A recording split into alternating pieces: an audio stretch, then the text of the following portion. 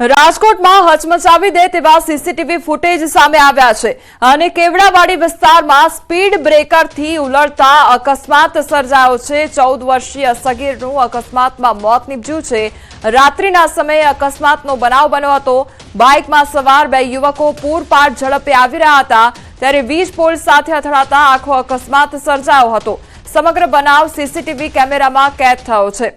તો બે યુવકો પૂરપાટ ઝડપે પોતાનો બાઇક લઈને રાત્રિના સમયે નીકળ્યા હતા અને એકદમ જ વીજ પોલ રસ્તામાં હોય છે અને એ લોકોને કદાચ દેખાયો નહીં હોય તેના કારણે આ વીજ પોલ સાથે એ બાઇક ચાલકો અથડાઈ જાય છે અને અકસ્માત સર્જાય છે, જેમાં એક યુવકનું મોત પણ નીપજે છે। સંવાદદાતા અંકિત અમારી સાથે જોડાઈ ગયા છે। અંકિત, અકસ્માતની ઘટના જેમાં એક યુવકનું મોત, શું અપડેટ તેને લઈને? ચોક્કસ ખાસ કરીને વાત કરવામાં આવે તો રાજકોટ શહેરના ભક્તિનગર પોલીસ સ્ટેશન વિસ્તારમાં જે કેવડાવાડી આવેલું છે તે કેવડાવાડી વિસ્તારમાં સ્પીડ બ્રેકરમાં ઉલટતા અકસ્માત સર્જાયો હોવાની ઘટના છે તે સામે આવી છે ને તેમાં 15 વર્ષીય પરેશ નામના સગીર યુવકનું મોત થયું હોવાનું છે તે સામે આવ્યું છે। સીસીટીવીમાં સ્પષ્ટપણે જોઈ શકાય છે કે કઈ રીતે બાઇકમાં સવાર બે યુવકો પૂરપાટ ઝડપે આવી રહ્યા હતા ત્યારે તાજેતરમાં જ બનેલા સ્પીડ બ્રેકર ના કારણે તેઓ ઉલડી ગયા હતા અને સીધા જ વીજ પોલ સાથે અથડાઈ જતા અકસ્માત છે તે સર્જાયો હતો।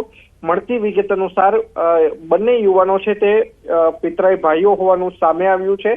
સાથોસાથ જે મૃતક પરેશ છે તે કેસીઓ પાર્ટીમાં ઢોલ વગાડવાનું કામકાજ કરતો હોવાનું છે તે સામે આવ્યું છે।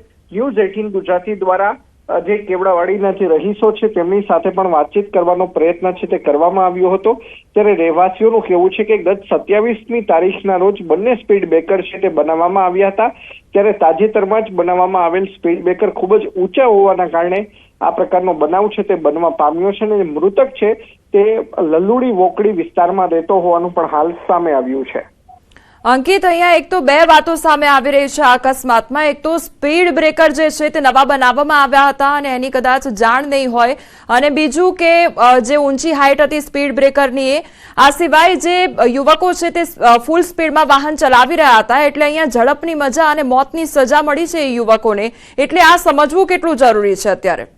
ચોક્કસ ઝડપની સજા અને ઝડપની મજા અને મોતની સજા જે સૂત્ર છે તે અહીંયા સાર્થક થયું છે। સાથોસાથ વાત કરવામાં આવે તો જે તાજેતરમાં જે મહાનગરપાલિકાના જે કોન્ટ્રાક્ટરો દ્વારા જે સ્પીડ બ્રેકર બનાવવામાં આવ્યા હતા ત્યારે સ્પીડ બ્રેકર છે તે ખરેખર નિયમ મુજબ બનાવવામાં આવેલા હતા કે કેમ તે પણ હાલ એક મસ્ત મોટો સવાલ છે તે ઉભો થઈ રહ્યો છે।